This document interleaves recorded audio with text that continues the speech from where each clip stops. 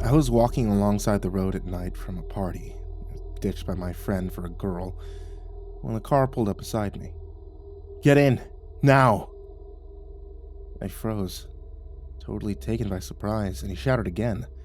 This time, "Get inside or you're dead!" The door swung open, and I expected to be faced with a gun, but the man's hand rejoined the other on the wheel, leaving the open seat to me. I didn't notice anything which could pose an immediate threat. He was buckled in, there was no weapon that I could see, and the road was bordered by trees. It could be well beyond the tree line before he got out of the car. 2 years of track conditioning afforded me a certain proficiency at running. In the half-second that my brain ran through these observations and considerations, something else ran towards me. The sound of its bounding feet barely audible above the hum of the truck's engine. "Hurry!" Instinctively turning to the approaching thing, I saw something terrible, hunched, human in only the most general sense. A thing that would normally be bipedal, but was hunched over to run on all four of its limbs. I couldn't make out the aspects of its appearance in the darkness, but realized with instant terror that it was completely silent. In this situation, you'd expect to hear some malicious snarling or perhaps even racketous panting, considering the speed at which it approached, but the only sounds were its feet and hands slapping against the pavement, just silently predatorial. Deeming the car the lesser of the two threats, I leapt inside and slammed the door. The driver took off without saying another word, and we sped down the road. Looking into the side view mirror, I saw the thing actually keeping up, managing to stay a few paces behind the car. Glancing at the speedometer, my jaw dropped as we climbed to 70 miles an hour.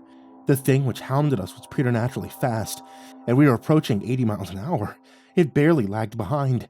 I suddenly felt a discomfort in my rear, and feared that I had possibly chosen an equally fatal alternative, that implanted in the seat was some sort of poisonous or anesthesiizing needle, and I'd soon slip into death, or at least unconsciousness. The man's wide-eyed gaze was fixed on the road ahead. He paid no attention to me. I leaned forward and dislodged the object from the seat, bringing it to my face.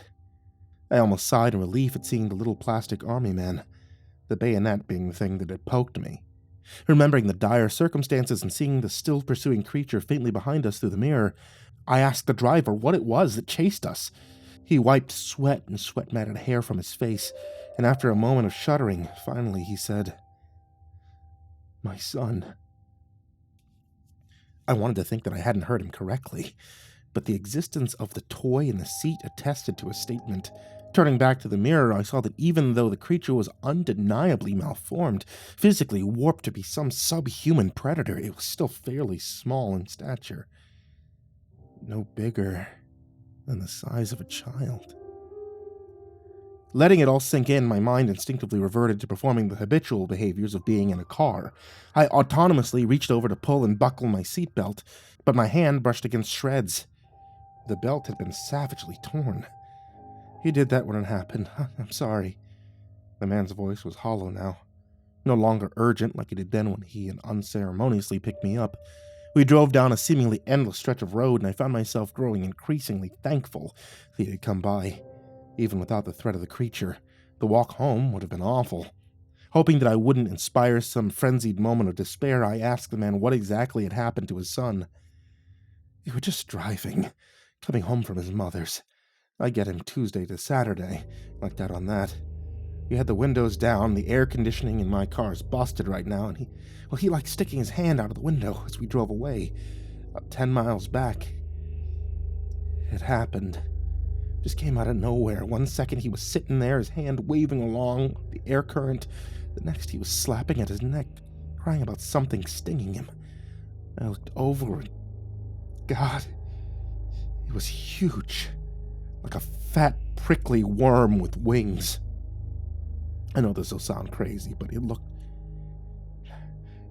evil. Not just unsettling like spiders or something like that, but as if its sole purpose was to hurt people. I know it sounds ridiculous, but that's the best way I can describe it. He pauses here and reaches down to his side to adjust something. I saw bloodstains on his clothing and the rim of a gash glistening in the light from the moon. It looked terrible, but he didn't do anything else to suggest that it bothered him. He continued. After it stung him, he managed to rip it off and throw it out the window. Before I could even ask how he was feeling, he started to transform. I swear it was like his eyes melted out of their sockets.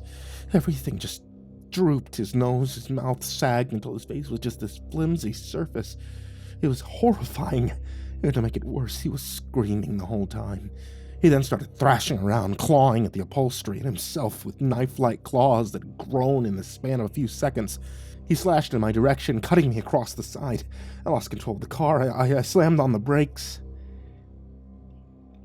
I know this will make me seem like an asshole, right? Like a really shitty dad, but I swear the thing beside me at that moment, it was no longer my son. There were other changes too. All of them happened so quickly. I couldn't look at the thing with any feeling other than revulsion. In a moment of panic, I kicked it away from me as it turned, and thankfully the passenger door came open. It fell out immediately. It sprang up. It would have hopped back into the car if I hadn't driven away that moment that it was out. So I tried to run, but apparently that wasn't efficient enough for it. So it got down on its hands too, and it started coming after me like that. And I came across to you a few moments later. I listened to his story in silence, my blood growing colder with each sentence.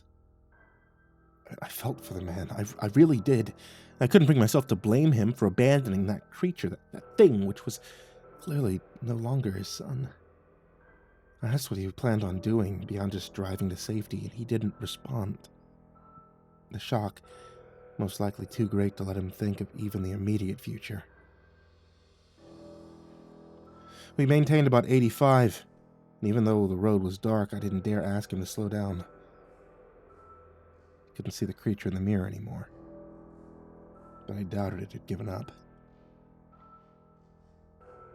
We eventually came near to the intersection from which the road to my house could be taken. I told him this, and he slowed as he approached. Despite him being a stranger, I felt that he was harmless and asked if he'd drive me all the way home. He agreed as we turned. We passed the first car that we'd seen that night. It must have looked strange, faces set with expressions of fright because the passengers, a family of 3, they all looked at us with worry. If only they'd known to worry for themselves. The man dropped me off. I thanked him for both the ride and for saving my life.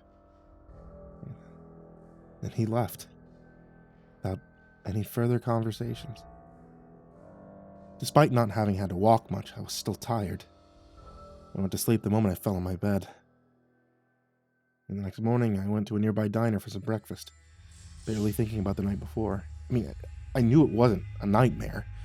No dream could be so vivid and terrifying, but I didn't want to have it at the forefront of my thoughts. Not so early in the day. I was denied this brief peace of mind. As I waited for my food, I overheard 2 men talking in the booth ahead. Apparently one was a trucker. During his route, he passed by emergency vehicles and a tow truck.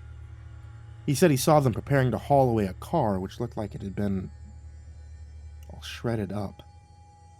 And the 3 bodies were lying on the side of the road, covered by a tarp.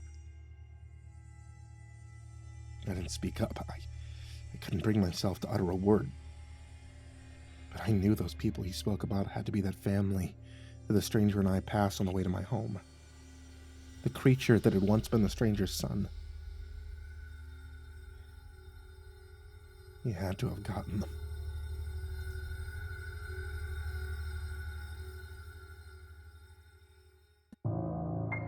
For those of you guys that like getting cozy while listening to stories, I'm going to let you know about Etsy.com/shop/ivorymonocletea. That's my wife's tea shop. She sells hand-blended teas. There's creepypasta-based teas if you want to get one that's a flavor that you like, or there's Mr. Creepypasta tea, which happens to be a tea that I drink fairly often. Some other ones I really suggest, the Gashel Greens, which is also one that I drink, and the Hibiscus, which has helped me out a lot with my high blood pressure. If you guys also like if you want to see like the Hibiscus tea, I think it's also called the Jeff the Killer tea. So, goddamn, Jeff is constantly in my life and there's no escaping him. Once again, that's Etsy.com/shop/ivorymonocletea. A big thank you to Jordan Alexander Sanchez, Jakob Fenske, Stephanie Butler, Jordan Humble, Chance Burnett, Diana Kraus, BrimstonePandemonium, Caltuna, William Wellington, Emma, Brenna Crow, LaQueda Canizales, Smiley the Psychotic, Dante, Kinkade, SimbasBloodyMojo, Mephistopheles, CursepoxPrimarch, Bastion Beefcake, M, Jesus Cornejo, Yarghoul, Clownible, Amber Clark, J. Kearns, Dakota Lane Whetstone, Himbo Jerry, Crusader Chocobo, Adamarius, Estabine, Nate Cull, Our Minsect Time, Xylobones, Angelus, Seclude, Salty Surprise, Lebeda Galvin, That Creepy Chick, Red Shadow Cat, Turtleman, Carolinian, Mr. Marcus Blitz, Ika Limchalk, Dirty Diver 030, Matt Bach, Voice of Sand, Picamel, Melted Lake, Tali Sue, William King, Darth Miver, Sashi Suzaku, Coconut 509, Stricket, Freddy Krueger, Lisa Cottrell, Hades Nephew, Acid System, Mog, Kiwi the Sloth, Fester's Lampshade, Nico Kyle, The Ginger Bros, Aaron Stormcrow, Daniel Polson, and Corey Kenshin. To all of you guys, I cannot thank you enough. Thank you for being a huge support to me. Thank you to everybody who's in the description down below, and thank you to everyone who can even support $1 just on Patreon to help keep the content coming.